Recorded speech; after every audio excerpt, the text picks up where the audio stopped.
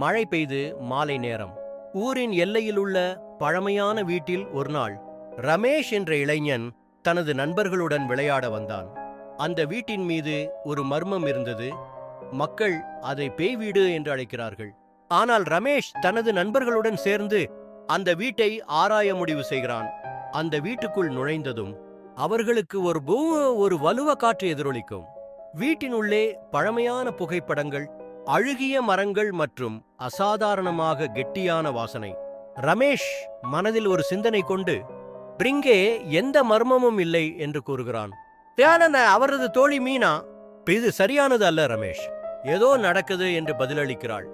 அவருங்க மேலே செல்லும்போது ஒரு கதவை கண்டுபிடிக்கிறாங்க. கதவு திறக்கும் போது ஒரு பழமையான புத்தகம் உள்ளே கிடக்கிறது. ரமேஷ் புத்தகத்தை எடுத்ததும் அதில் உள்ள எழுத்துக்கள் திடீரென மாறிக்கொண்டு, வாளிங்கே நுழைந்தால் வெளியே வர முடியாது என்று கூறுகிறது. அந்த வார்த்தைகள் அவர்களுக்குள் பயத்தை ஏற்படுத்துகின்றன. அவர்கள் அச்சத்தில் கதவை அடிக்கிறாங்க. ஆனால் கதவு மூடியுள்ளது. அப்போது ஒரு குரல் கேட்கிறது, நீங்கள் என்னை விடுவிக்க வேண்டும். இது ஒரு ஆண் குரல், ஆனால் அது எந்த மனிதனின் குரலாக இல்லை. ரமேஷ் மற்றும் மீனா அந்த குரலின் மூலம் வீட்டின் மர்மத்தை ஆராய்ந்து அதில் அடங்கிய கதை மற்றும் அதன் பின்னணி பற்றி தெரிந்து கொள்ள வேண்டும்.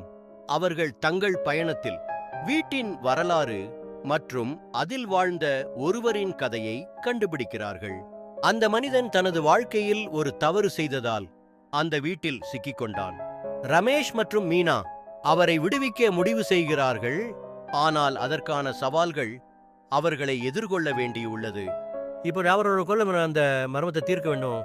இல்லையெனில் அவர்கள் கூட அந்த வீட்டின் சிக்கலாக மாறிவிடலாம்.